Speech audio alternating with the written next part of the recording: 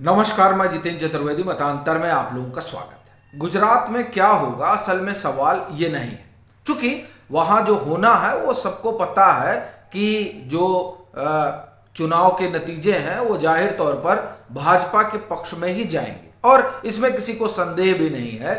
सवाल ये है कि वहाँ पर पहले तो एक ही विपक्षी दल हुआ करता था कांग्रेस, लेकिन अब वहाँ केजरीवाल भी अपने लिए संभावना तलाश रहे हैं। वहां पर कांग्रेस और केजरीवाल के लिए क्या है, असल प्रश्न ये है। और अगर बात हम अरविंद केजरीवाल की करें तो आपको ध्यान होगा कि पिछले 3-4 महीनों से वो गुजरात में ही डेरा जमाए हुए हैं और ये कहना ज्यादा ठीक होगा कि वो आजकल गुजरात में ही पाए जाते हैं। भले वो दिल्ली के मुख्यमंत्री हैं, लेकिन आजकल ऐसा लगता है कि उन्होंने दिल्ली का कामकाज एडहॉक पे छोड़कर गुजरात में ही डेरा जमा लिया। वो अब सियासी लोग हैं तो जाहिर तौर पर वो अपनी पार्टी के प्रचार प्रसार और तमाम चीजों के लिए कहीं आ जा सकते हैं, लेकिन गुजरात जाने का उनका एक अपना खास मकसद है। और असल में उस मकसद को पंख तब लगे जब पंजाब में उन्होंने चुनाव जीता। अब ये अलग बात है कि पंजाब में जिस तरह से उन्होंने वादों की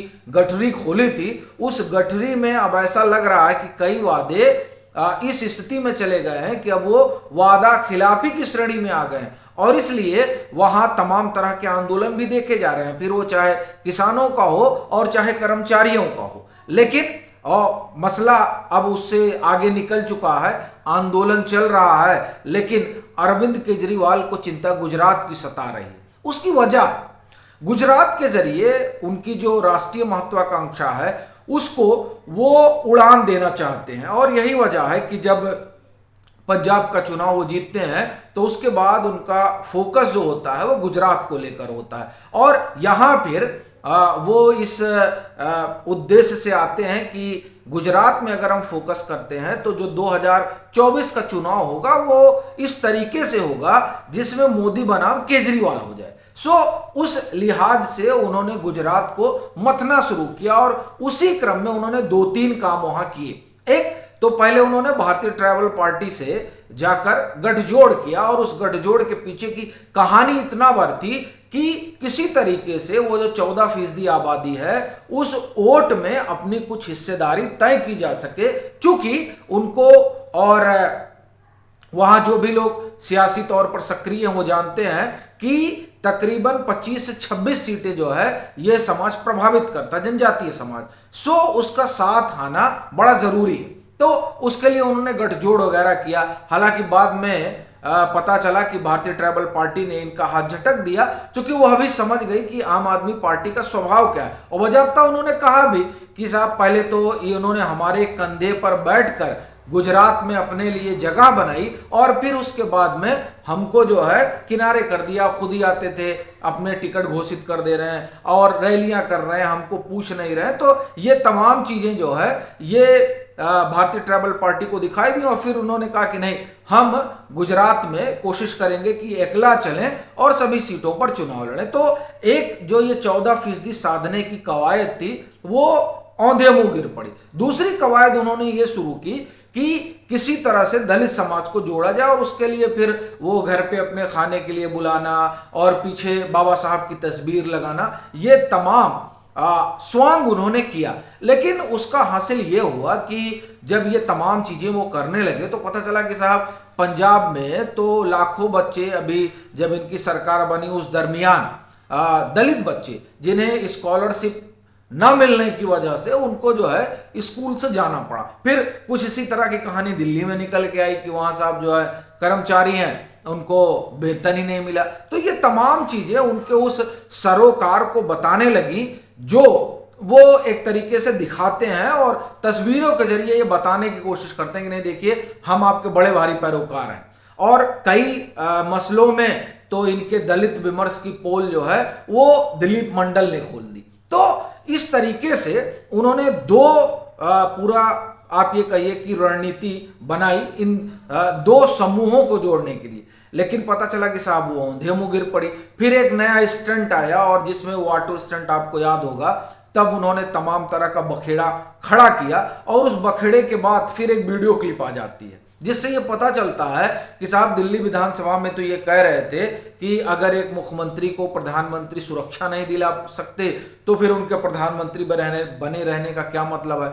अब जब गुजरात पुलिस इनको सुरक्षा देने लगी तो इससे उनको एतराज हो गया। तो ये तमाम चीजें जब धागे में एक आने लगी तो एक कहानी ये निकल कर सामने आने लगी कि नहीं, अरविंद केजरीवाल और उनकी पार्टी एक तरीके से वहां पर अपनी जमीन बनाने के लिए हर वो हथकंडा अपनाने में लगी हुई है जिसके जरिए वो 2024 के चुनाव को अरविंद केजरीवाल बनाम मोदी कर सके। एक उनकी अभी प्राइमरी कोशिश है और दूसरा वो कांग्रेस को रिप्लेस कर सके, क्योंकि जितनी ज्यादा से ज्यादा सीटें वहां उनको मिलेंगी उतनी बड़ी दावेदारी जो है आम आदमी पार्टी की होगी। अब यहां पर बड़ी मजेदार बात यह है कि आम आदमी पार्टी तो अपने तरीके से तमाम कोशिशें कर रही है कि किसी तरीके से वहां पर कुछ हासिल किया जाए, लेकिन फिलहाल जो अभी तक सर्वे आ रहे हैं उस सर्वे में वोट परसेंट भले ही उनको मिल रहा हो और बढ़ रहा हो, लेकिन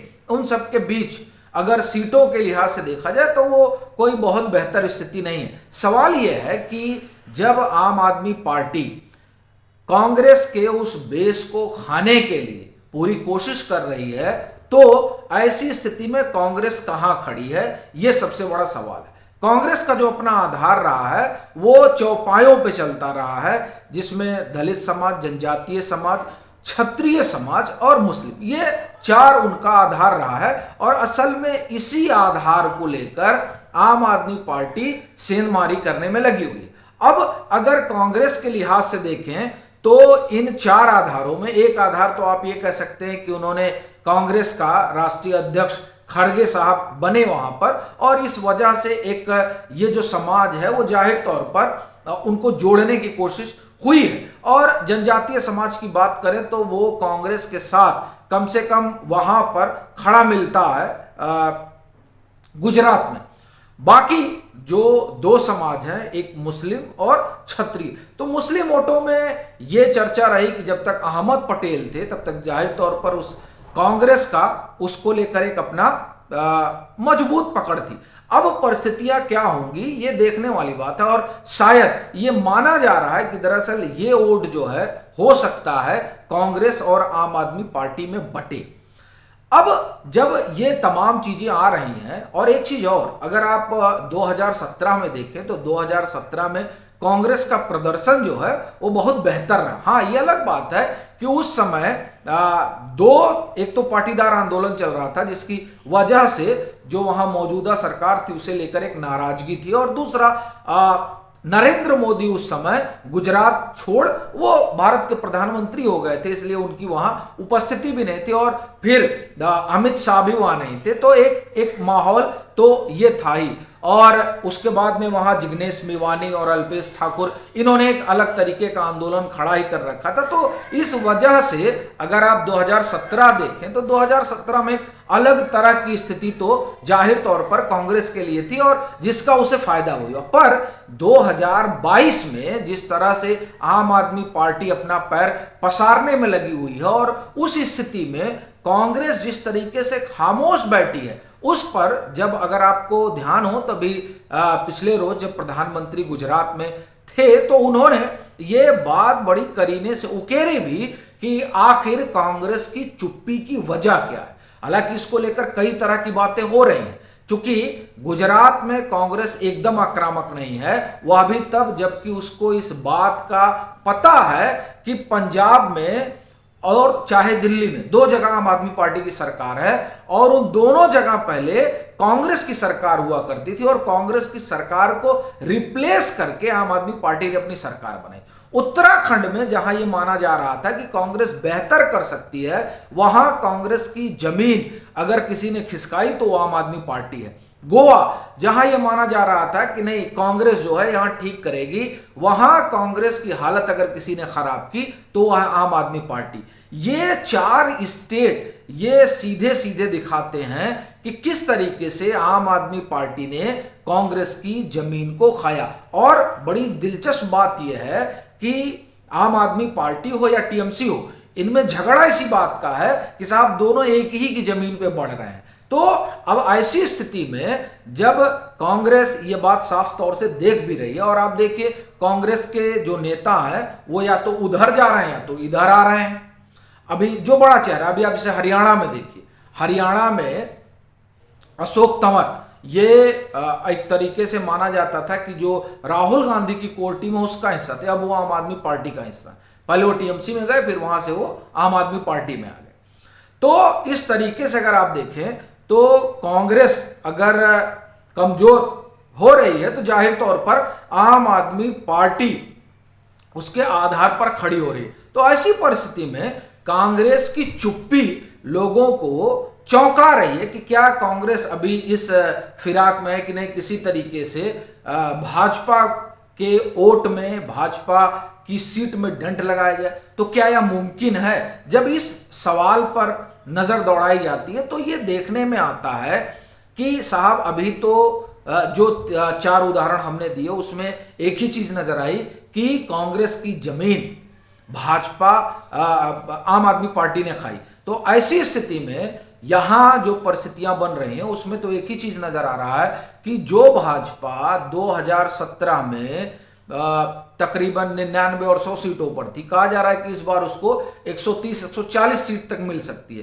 तो ऐसी परिस्थिति में कांग्रेस की चुप्पी, क्या ये माना जाए कि इन लोगों के बीच कोई अलग तरीके की साठगांठ है, और जिस साठगांठ में यह है कि नहीं ठीक है आप जो है अपनी जमीन बनाइए। या अपने एक दर्शक ने कहा ही था कि हिमाचल प्रदेश में आम आदमी पार्टी ने कांग्रेस के लिए छोड़ दिया और कांग्रेस ने गुजरात आम आदमी पार्टी के लिए छोड़ दिया है।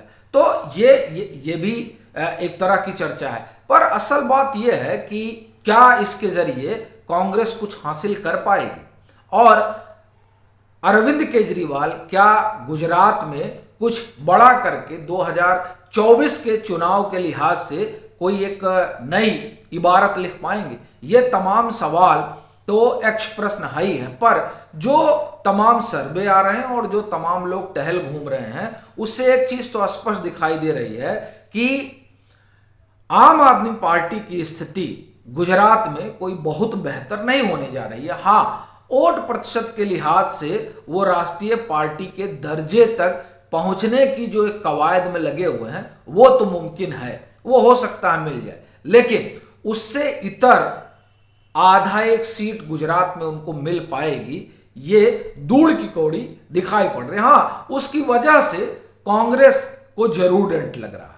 अभी के लिए फिलहाल इतना ही।